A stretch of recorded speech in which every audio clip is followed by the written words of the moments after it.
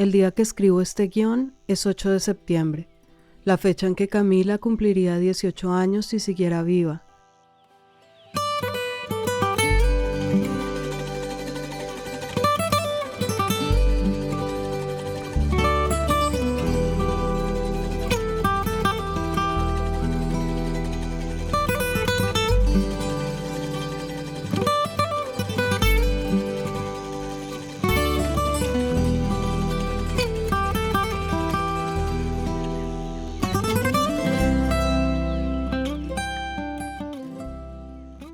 Escribo y pienso que de muchas formas esta es una historia diferente a todas las que hemos hecho antes.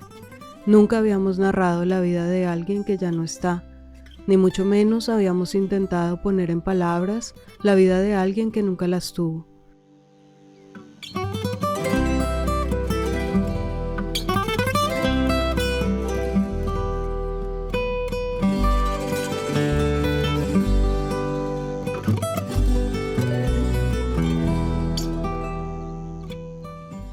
Pero está Paola, la madre de Camila, que ha sido y es testigo y compañera de esa historia que es a la vez de su hija y suya, y que ha encontrado en la memoria y el relato la posibilidad de honrar la forma en que Camila existió y todo lo que permanece de ella en cada una de las personas que la aman.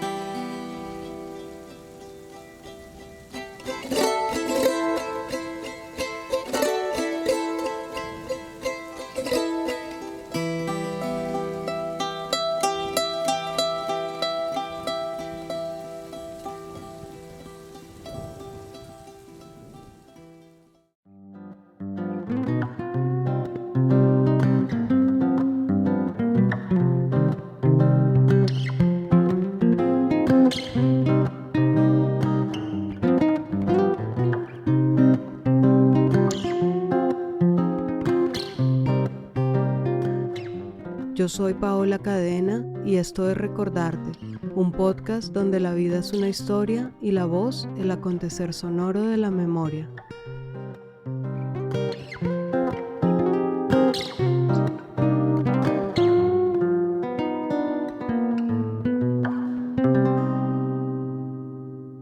Con el tiempo, Paola y su esposo aprendieron a identificar lo que Camila quería, qué le gustaba y qué no, e incluso qué cosas le hacían bien y cuáles la podían afectar en su ánimo. De niña, ellos solían celebrar cada cumpleaños con una fiesta a la que asistían amigos, familiares y otros niños, pero luego empezaron a notar que Camila no lo disfrutaba mucho, al contrario, parecía inquieta e incómoda.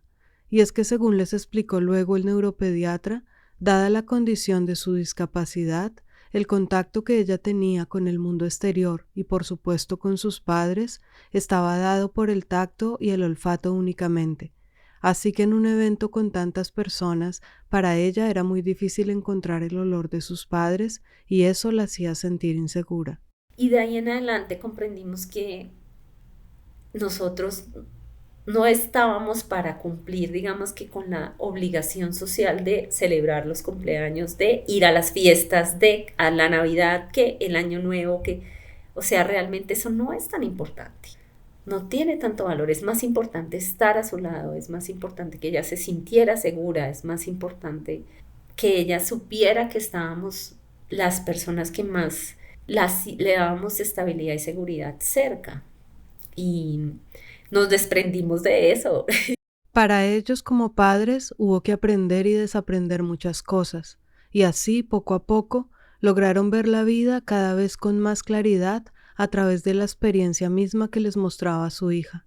Las cosas no se hacían ya como se suele o se deben hacer, sino como funcionaban realmente para ellos y para la niña. Algo que yo aprendí del cuidado que recibí y era que ni el papá ni la mamá son muy importantes, pero no pueden definir la felicidad de un niño. ¿En qué sentido? En que si alguno de nosotros faltara o faltáramos los dos, nosotros no podíamos ser los únicos que supiéramos cuidar de ella. Algo que ella como médica observó mucho en otras familias de niños en condición de discapacidad es que a veces ellos mismos se aíslan, se encierran y no permiten que sus hijos tengan experiencias con otras personas ni que otras personas aprendan a cuidarlos. Tienen miedo a la discriminación, a la exclusión o al maltrato, pero Paola siempre sintió que su hija tenía derecho a tener la puerta abierta al mundo y que parte de la lección que ella vino a encargarle fue visibilizar la discapacidad. Primero porque para mí mi hija era una niña como cualquier otra niña. Entonces no había nada de ella que yo quisiera esconder, ocultar o no dejar ver. Y la amaba tanto, mi hija siempre ha sido mi mayor orgullo. Entonces para mí eso era, no solamente lo hacía por el orgullo que sentía de ser su mamá, sino también por la importancia de que los niños empezaran a crecer con imágenes y no solo con imágenes, sino con la realidad de que existen niños en condiciones diferentes.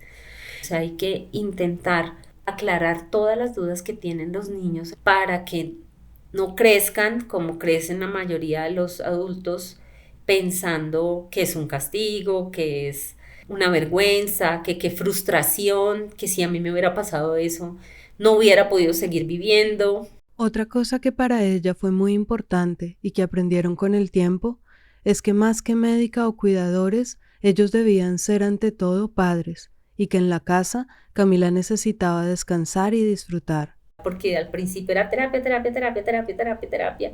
Y si un día no sostenía la cabecita era una tragedia y ¿por qué será que no mueve tanto la manito? Pero un momento en el que yo dije, y como que nosotros dijimos, no, nuestra hija vamos a disfrutar el tiempo con ella y que sea muy bonito para ella, o sea, que su hogar no sea una extensión de una clínica donde recibe terapia, sino su hogar sea lo que haría cualquier niño, jugar, no vea televisión porque no le gusta, nunca le llamó así como la atención, pero sí como compartir con los papás, jugar, dormir, hacer pereza, comer algo rico. Así, aprendiendo de ella en cada etapa de su vida, Paola y su esposo acompañaban a Camila mientras los años pasaban y ella crecía. Y como a cualquier niña, a ella también le llegó el momento de vivir la pubertad y todos los cambios que ésta trae en el desarrollo de cualquier mujer. Y algo que Paola tuvo claro desde siempre, desde que supo que iba a tener una hija mujer, fue que Yo no quería que mi hija viviera la pubertad como la viví yo. Yo viví una pubertad sola, sola. Fue muy dura mi pubertad. A mí nadie me habló de lo que me iba a pasar, ni cómo me iba a pasar, ni en qué momento iba a tener mi primera menstruación. Yo la tuve, mi primera menstruación, como los 3 primeros meses sola, y después le conté a mi mamá. Y no le conté porque nunca ella me había hablado de la menstruación, qué iba a pasar. Yo creo que ella se enteró porque le faltaban toallas higiénicas, pero tampoco me preguntó ni me dijo nada y fue algo muy traumático para mí. Yo soy de esas mujeres que en algún momento de su crecimiento, de su infancia, dijo, ¿yo por qué no fui hombre? Y precisamente por esa experiencia que tuvo ella, quiso desde siempre que la pubertad de su hija fuera lo más amorosa y lo más acompañada posible. Sabía que iba a ser un aprendizaje más, que cuando llegara, ellos como padres irían descubriendo la manera de estar para ella. En el caso de Camila, los primeros síntomas de la pubertad aparecieron muy temprano, y una de las consecuencias fue que la epilepsia se descontroló. La naturaleza es una cosa maravillosa y hay momentos en los cuales, dependiendo del ciclo de la luna, del ciclo hormonal de las mujeres, las personas con epilepsia convulsionan más o menos. Porque es que la conexión con la naturaleza no es ni un invento, ni es brujería, ni es nada de eso, eso es real. Entonces, su doctor, como era una pubertad muy temprana, nos aconsejó que retardáramos la pubertad. Y con la endocrinóloga que la veía hicimos eso. Así, esas primeras manifestaciones de la pubertad retrocedieron por un tiempo, pero cuando Camila llegó a los 11 años, la doctora les dijo que ya no se debía retardar más un proceso que era natural. Y en ese momento lo que yo no fue nada ni duro, ni difícil, ni traumático, ni qué vamos a hacer ahora que le va a llegar la menstruación y entonces toca cambiarle el pañal y va a tener sangre. Pues sí, porque es que todas tenemos sangre, porque es que es lo más normal del mundo, porque es que ella también es una niña, también es una mujer y le va a pasar igual que a todas. Y le crecieron los senos y tuvo vello púbico y tuvo su menstruación y para nosotros se convirtió en algo normal de lo que sí se hablaba. Y fue entonces cuando Camila empezó a ser maestra de Paola, no solo como hija y niña, sino también como mujer. Fue entonces donde le empezó a enseñar que ese ser de las mujeres no tiene por qué estar restringido ni empaquetado, que no hay que pasar por encima del bienestar y la comodidad personal para esconder lo que somos en nuestra propia naturaleza.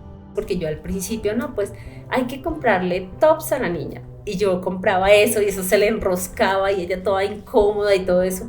Hasta como que ella me quiso dar a entender, mamá, quítate más bien tú el tuyo. O sea, vive con, no tenemos que vivir sin eso. O sea, no me pongas eso y más bien aproveche, quítate el tuyo, porque eso es amarrarnos. Como en cualquier mujer, la personalidad de Camila también tuvo cambios con su pubertad. Tuvo síndrome premenstrual, su ánimo variaba y para Paola era maravilloso ser testigo de todos esos cambios en su hija y poder estar ahí para ella. Y no solo estuvo ella, sino también Alejandro, su esposo, que siempre la acompañó. Obviamente hay muchos tabús al respecto todavía, a pesar de que nosotros teníamos una red sólida. Es difícil para las personas, sobre todo para las personas mayores, decir, como, ¿y ahora cómo va a ser el papá para cambiarla?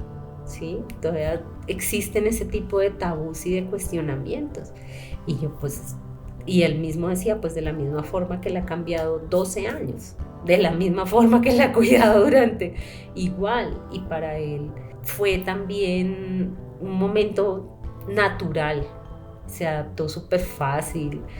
Se volvió experto en el ciclo menstrual de su hija y en entenderle como los cambios de ánimo cuando y ya tenía cerca su periodo y bueno, no, esa parte fue, ella nos enseñó eso, como es tan natural, es tan normal que es parte de lo que soy y no es nada que ocultar, ni que esconder, ni sentir, ni miedo, ni vergüenza, ¿no? Tan natural como era para ella disfrutar de las cosas más maravillosas, pero que tantas veces damos por sentadas o no nos detenemos a pensar.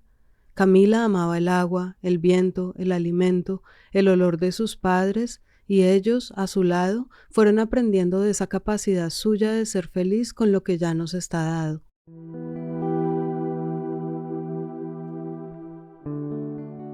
Porque ella realmente alcanzó una edad mental como de un bebé de 8 meses, más o menos, de 8 o 10 meses. Entonces, piensa en un bebé de esa edad, en una niña hasta los 17 años, capaz de manifestar las cosas que le agradan y no le agradan, capaz de reconocer extraños, capaz de divertirse, de jugar, de disfrutar, y todos los sentimientos y las emociones son absolutamente honestas. Entonces con Cami aprendimos que esa sinceridad tan innata y tan primaria y tan valiosa era como lo que, esa lección de vida que ella venía a darnos, ¿no? Como de lo que hay que disfrutar es el viento, lo que hay que disfrutar es el agua, lo que hay que disfrutar es la comida, lo que hay que disfrutar es la caricia, es el beso, es la canción, es eso que todos tenemos, pero que se nos olvida que lo tenemos. Y se nos empieza a olvidar desde que empezamos a crearle necesidades a los niños. Naturaleza. Esa fue una palabra a la que Paola volvió mucho durante toda la entrevista.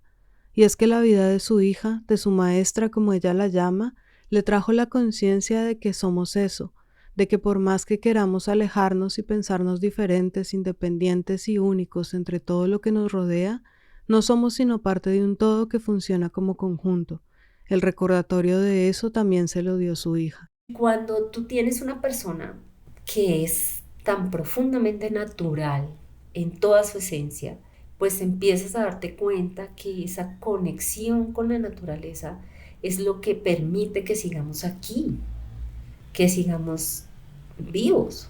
Cuando entiendes que el alimento es ese que viene del árbol porque no lo puedes procesar porque esa personita no puede comer cosas ultra procesadas, sino entre más natural mejor. Cuando comprendes que como papás, en vez de llenarte de bienes, tienes es que hacer ejercicio para que ser fuerte, porque tu hija un día va a pesar esto, pero mañana esto, y no te puedes enfermar porque ¿quién la va a cuidar? Porque entonces empiezas otra vez a conectar con esa raíz, con esa fuente y a entender que dónde está lo realmente importante.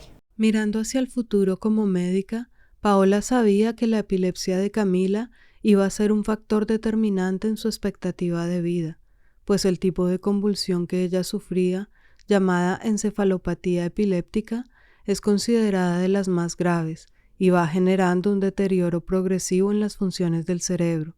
Sin embargo, como madre, ella nunca se había atrevido a preguntarle al neuropediatra cuánto tiempo aproximadamente iba a poder vivir su hija, pero cuando Camila tenía unos 11 o 12 años, su esposo hizo la pregunta. Y él le dijo de una forma muy amorosa, pero muy sabia, como nadie sabe cuándo llega la muerte y nadie puede predecir el futuro. Pero lo que yo les puedo decir es que los niños con la condición de María Camila rara vez llegan a la vida adulta. En algún momento eso fue difícil, o sea, salimos de la consulta como en conteo regresivo. Cami tiene 11 años, rara vez llegan a la vida adulta. Yo decía, no sé, 20 años, 22 años, no sé, con una angustia en el corazón porque sí, o sea, es inevitable tener miedo a la pérdida, imaginar una vida sin ella. A pesar de las palabras del médico y de todo ese miedo con el que salieron de allí como padres, pensando en el tiempo con Camila como algo que se les estaba escapando de las manos, pronto recuperaron el ánimo y decidieron tratar de vivir la vida con ella desde toda la plenitud posible, sin estar recordándose todo el tiempo que la probabilidad de perderla estaba allí, acercándose año tras año.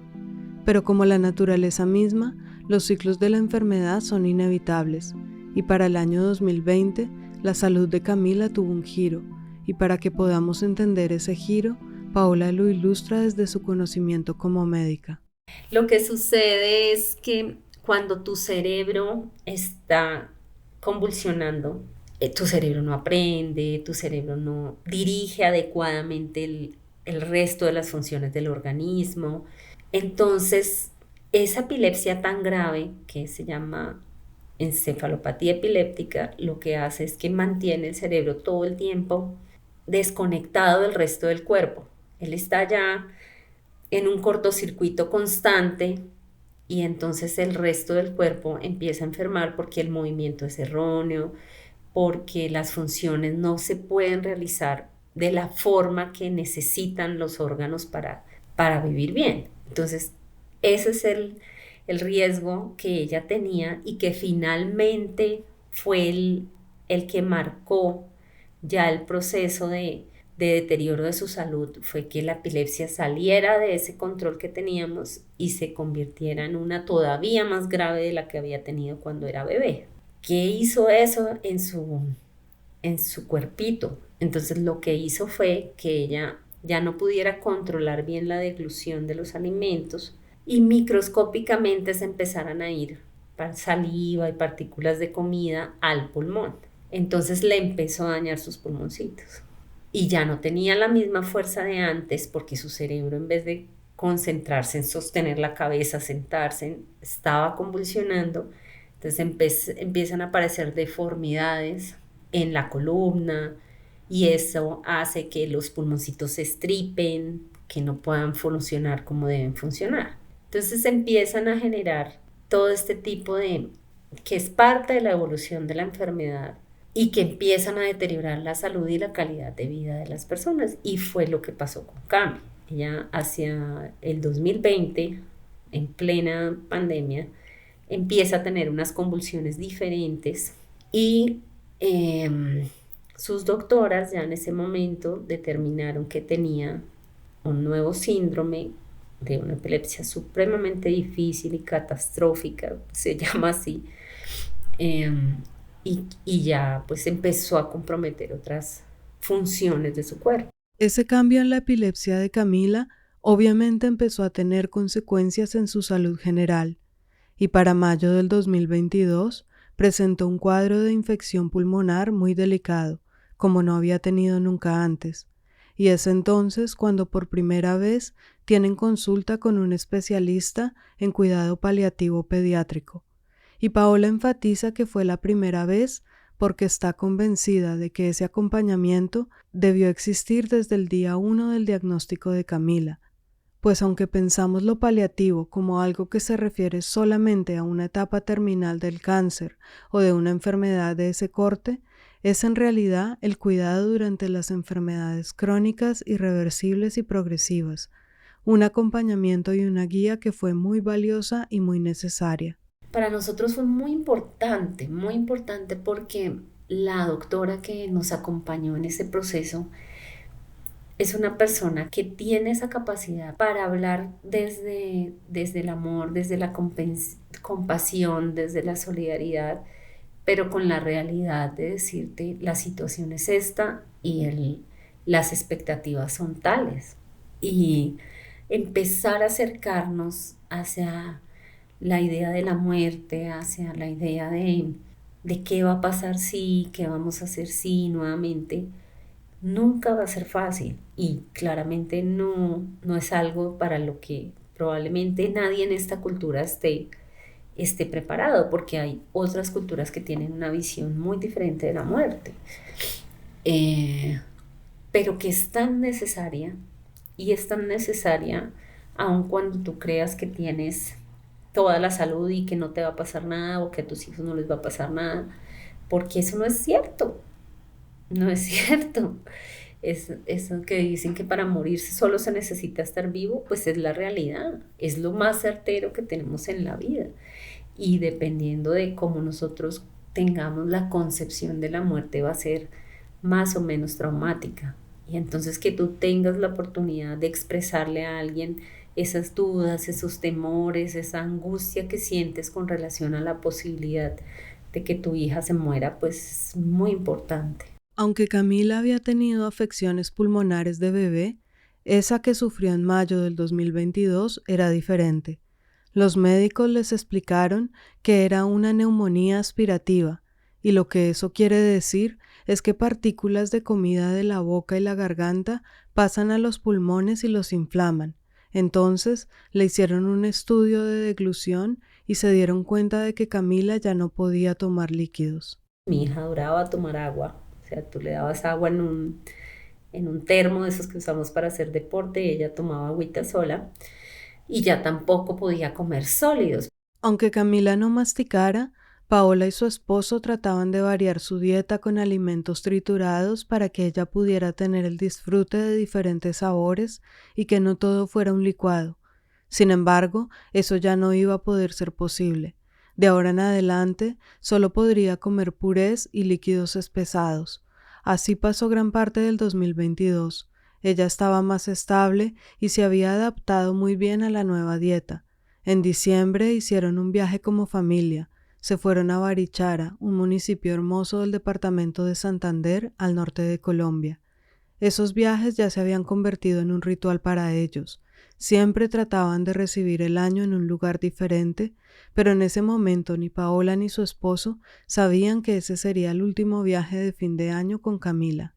Ese era como nuestro regalo, ¿sí? Como nos regalábamos eso, que ella estuviera en un sitio bonito, chévere, diferente, otro olor, un agua distinta, no sé, siempre nos gustaba mucho eso. Después del viaje, exactamente el 27 de enero, Camila se enfermó. Tenía fiebre y dificultad para respirar. Por el virus de la influenza, sus pulmones sufrieron una falla respiratoria y por primera vez tuvo que entrar a cuidados intensivos. Su estado era muy crítico y tuvieron que usar un método de ventilación mecánica no invasiva para ayudarla a respirar. Con una máscara que se conecta al ventilador y que le daba la asistencia respiratoria. Fueron unos días supremamente difíciles, duramos 9 semanas en la clínica,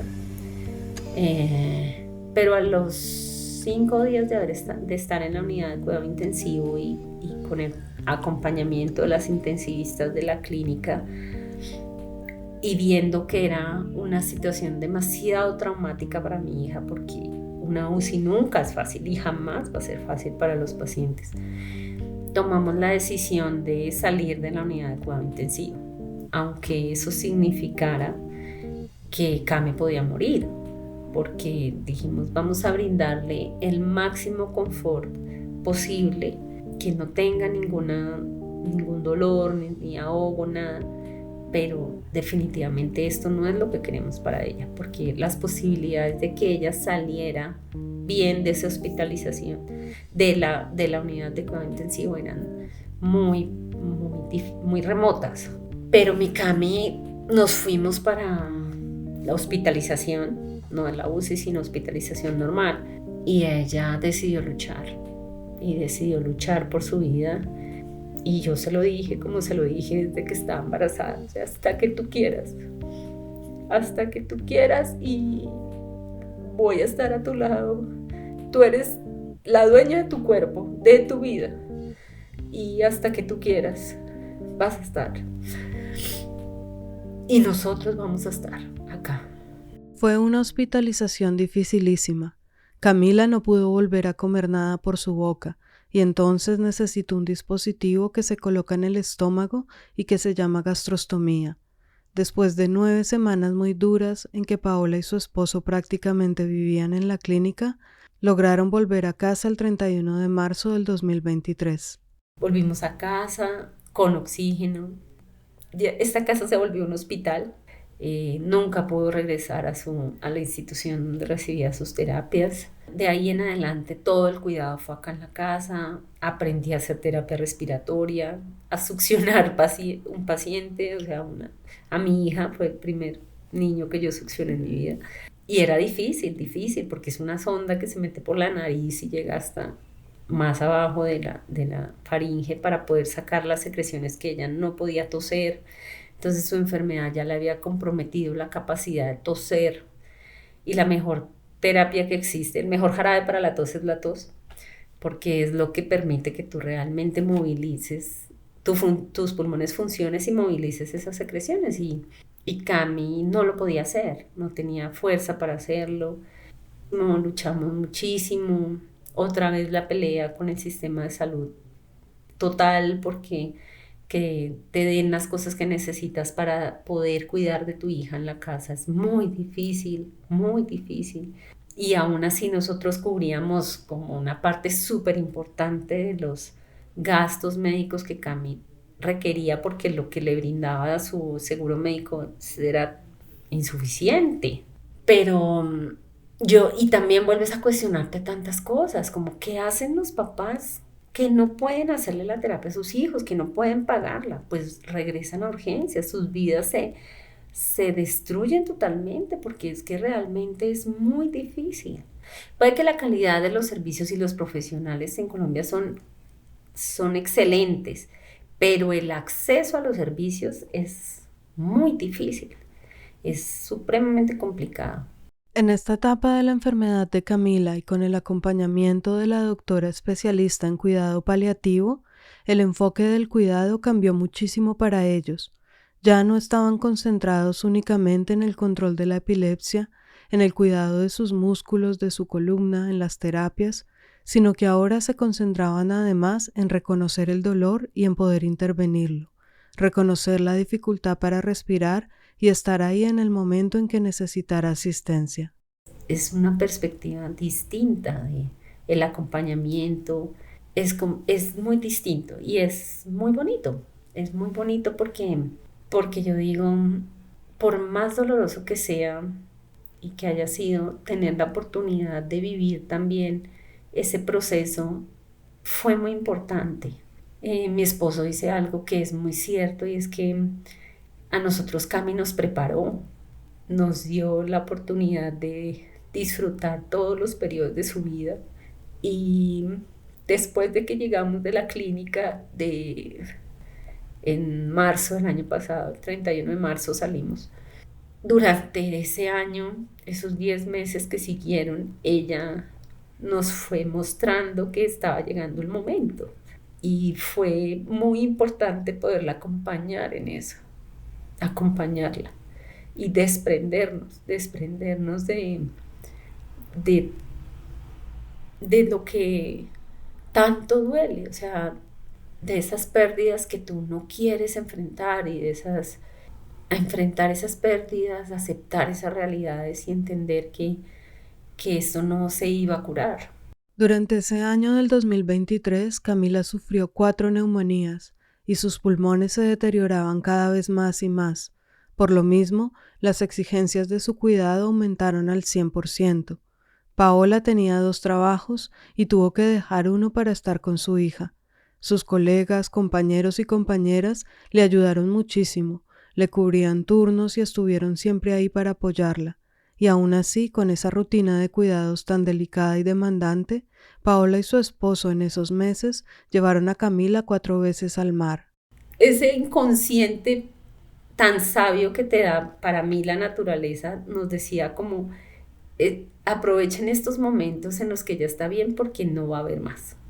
Y la pudimos llevar y digamos que con la excusa de que a nivel del mar no iba a necesitar tanto oxígeno ni tantas cosas y que era mejor para sus pulmones, pero también porque ella lo disfrutaba mucho, porque era una forma que nosotros la estábamos despidiendo.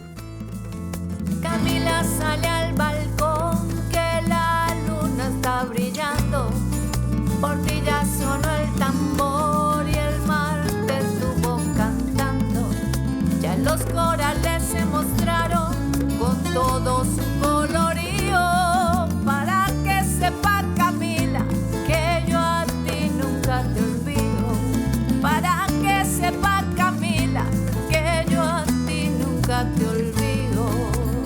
Vámonos al mar. Por supuesto, estos viajes no podían ser fáciles, pero cada dificultad que vencían para hacerlo era una forma más de crear esas experiencias para su hija y esos recuerdos que ellos tendrían para siempre.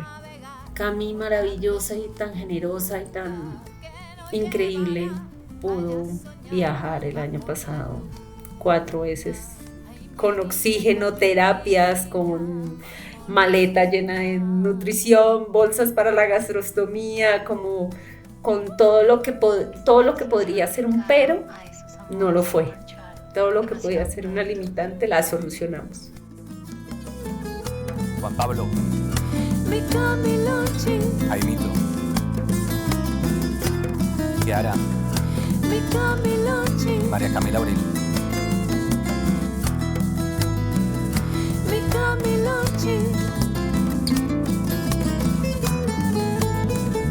mi Camilochi.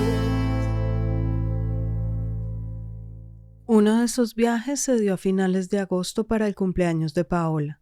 Fue maravilloso, no necesitó oxígeno, no necesitó terapias, otra vez entró al mar, estuvo súper activa, sonriente, o sea, uno puede que tenga la realidad ahí diciéndote pilas que esto es un chispazo, no es la realidad, pero sin embargo tú te ilusionas impresionantemente cuando vuelves a verla jugar y reír y disfrutar las cosas y que todas esas pérdidas que lleva teniendo, de tener oxígeno, no poder volver a comer, tener la gastrostomía, más exámenes, todo se iba adaptando muy bien.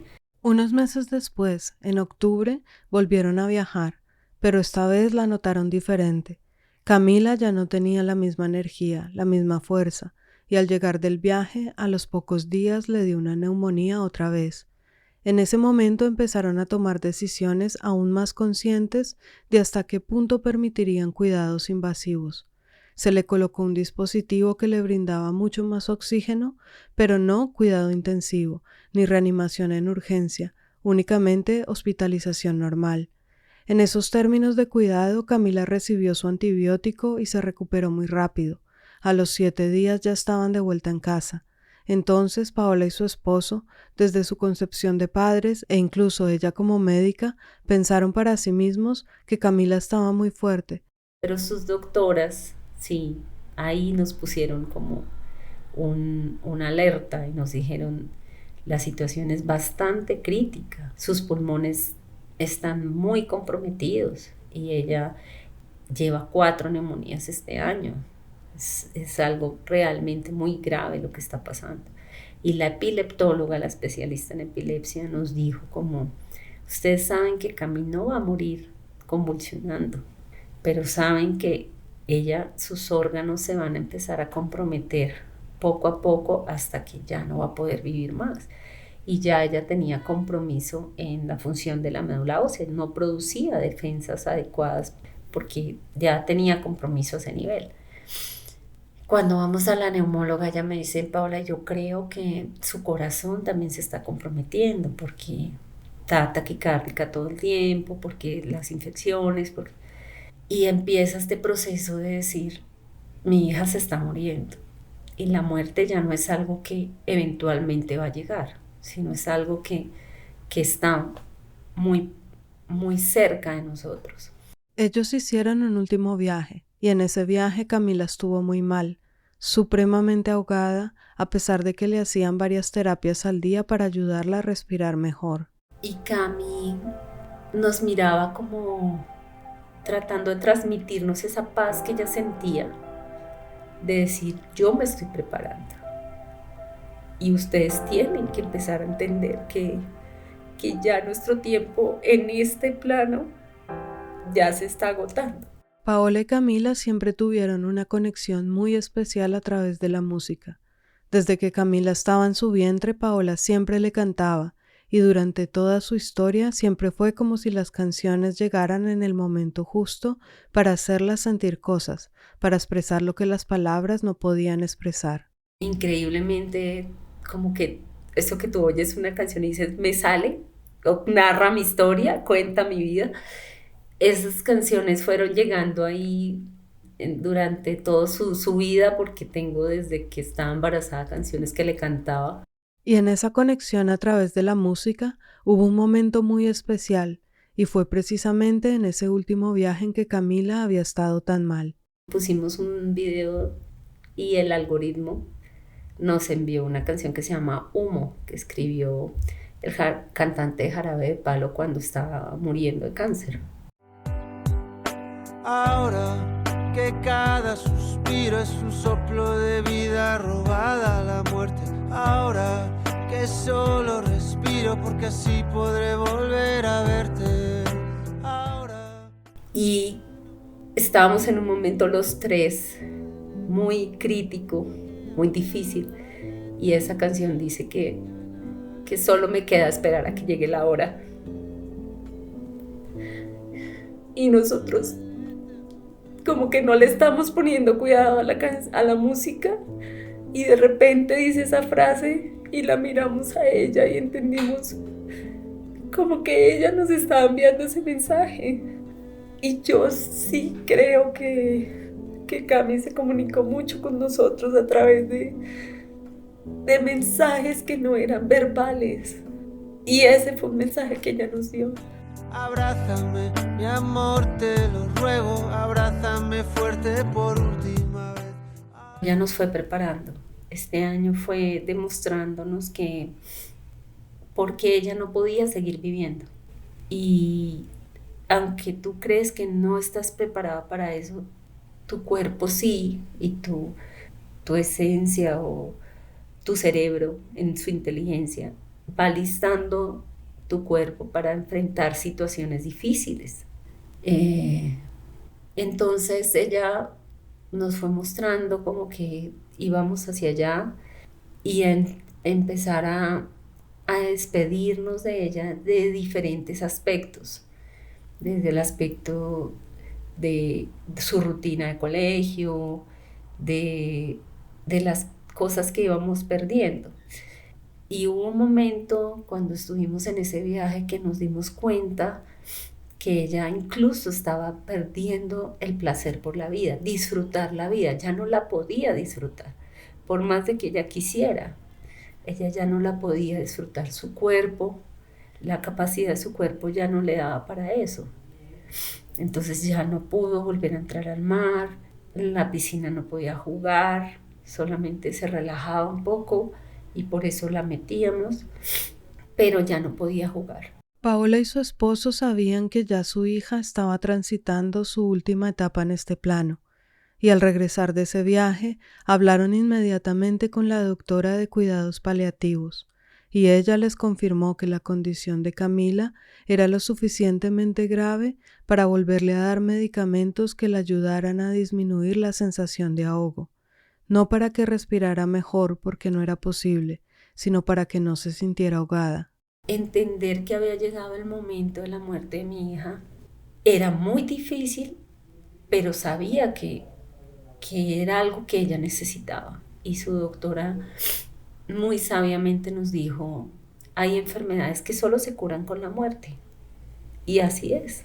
Y yo la estoy acá para acompañarla y para brindarle el máximo confort para que este proceso sea lo menos difícil posible, pero no hay posibilidad de curar. Y llega un momento en el que tú empiezas a sentir esa angustia, como, pero si va a pasar, que pase, ¿sí? O sea, tú realmente hasta te desesperas porque dices, pero no está bien, no está mal, pero no muere, pero yo la veo sufriendo. Es muy difícil y morirse no es fácil. Pero tener la oportunidad de haber estado con ella y de mi hija se me murió en los brazos, mientras la consentía, mientras le daba besos, mientras le cantaba, porque, como te decía, la música a nosotros siempre nos acompañó.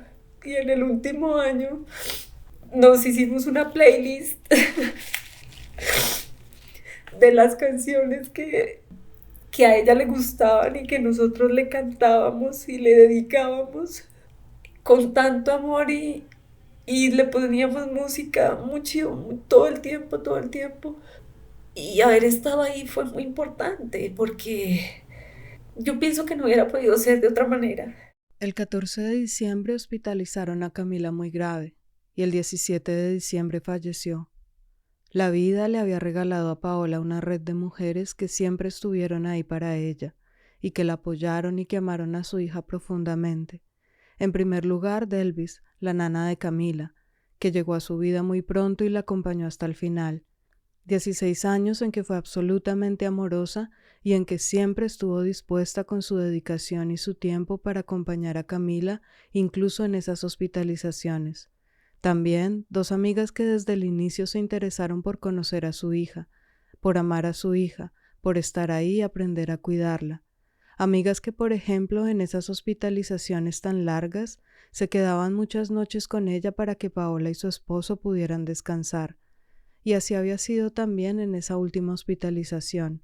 Ese día en que Camila falleció, las tías de Paola y una prima, que también fueron un apoyo inmenso e incondicional, habían estado ahí durante todo el día y ya en la noche, una de sus amigas, que ni siquiera vive en la misma ciudad, pero que viajaba cada vez que era necesario, se había ofrecido a quedarse con la niña.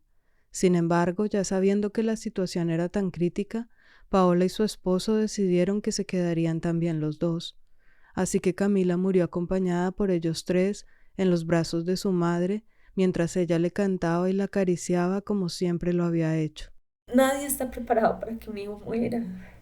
Y el dolor no es menor porque no tuviera cura su enfermedad, ni el dolor es menor porque tuviera una discapacidad, ni el dolor es menor porque la expectativa de vida fuera no llegar a la vida adulta. El dolor es profundo y es inmenso y se siente, solamente que hay una satisfacción por haber hecho lo mejor que pudimos por ella.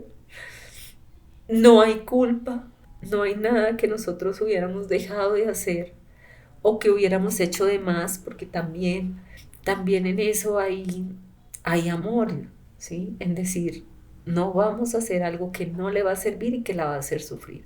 No hay rabia porque desde hace mucho tiempo, como te decía, yo entendí que el libro de la vida de mi hija era así.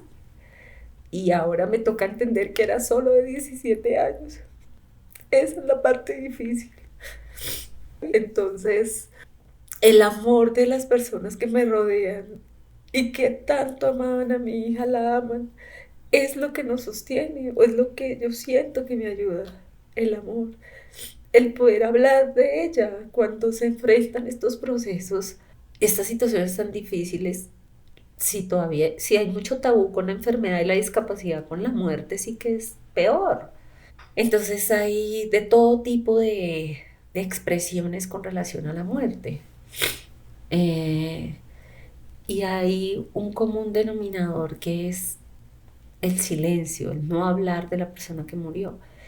No sé si a alguien le sirva eso, pero claramente a mí no. Y yo pienso que a una mamá que ha amado tanto a su hija o a su hijo, no le sirve no hablar de su hijo. Si yo de lo único que quiero hablar es de mi hija, si llevamos 3 horas hablando de ella porque es una historia maravillosa que merece ser contada. Para esto existe recordarte, para que estas historias maravillosas como la historia de Camila no se queden silenciadas en la memoria, para que la vida, y en este caso la majestuosidad del amor materno, tengan una voz, muchas voces, por esta vez la de Paola Martínez Riveros. A ella muchas gracias. Entre mis brazos. Nunca pensé que morirías en mis brazos. Mientras dejabas este plano yo te besaba, te cantaba. Fue hermoso y triste, sentí que también yo moría contigo. Tus ojitos cerrados, tu respiración cada vez más ausente, pidiéndote que cruzaras con paz, con alegría, entregándote lo que me quedaba de energía para acompañarte a trascender, rogándole a la enfermedad que te soltara, que te hiciera libre, que ya no despertaras más en el sufrimiento y que nacieras de nuevo en la plenitud. No estaba preparada para verte partir, pero me llené de valor para entregarte a la naturaleza, a las diosas y nuestras ancestras que siempre acompañaron nuestro camino con dulzura y fortaleza. Vi cómo tu cuerpito se iba apagando, pero tu esencia estaba más viva y presente que nunca. Afuera el cielo lloraba, entre lluvias, truenos y vientos se abría para que tú llegaras. Cruzaste entre mis brazos y me quedé ahí, inmóvil, calentando tus manitas para que el frío no penetrara, para postergar la despedida de tu cuerpo que tanto amo, que tanto amor me dio y que ese momento fuera eterno. Me despedí en medio del sufrimiento más indescriptible, de tu existencia terrenal, renuncié llorando a tu piel, a tu cabello, a tu mirada, a tu aliento. Ya no eras tú, lo sé, pero yo no quería perderlos. Gracias, mi amor bonita, gracias por morir conmigo, por darme la oportunidad de estar a tu lado y cruzar cogidas de la mano para entregarte al infinito.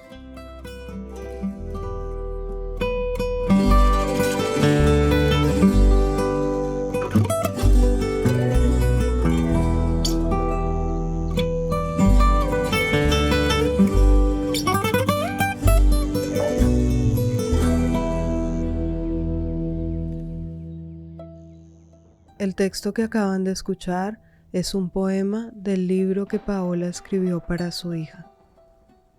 La producción de este episodio estuvo a cargo de Paola Cadena, la edición del guion es de Nidia Herrera y la música original es de Mike Forrestal. Agradecemos nuevamente a Hernán Martínez por componer 2 canciones para este episodio, para la historia de su hermana y de su sobrina. Él es el protagonista de nuestra primera historia, la banda sonora de mi vida. Gracias a Hernán, gracias a Paola y gracias a ustedes que nos escuchan. Hasta la próxima vez dentro de 2 semanas.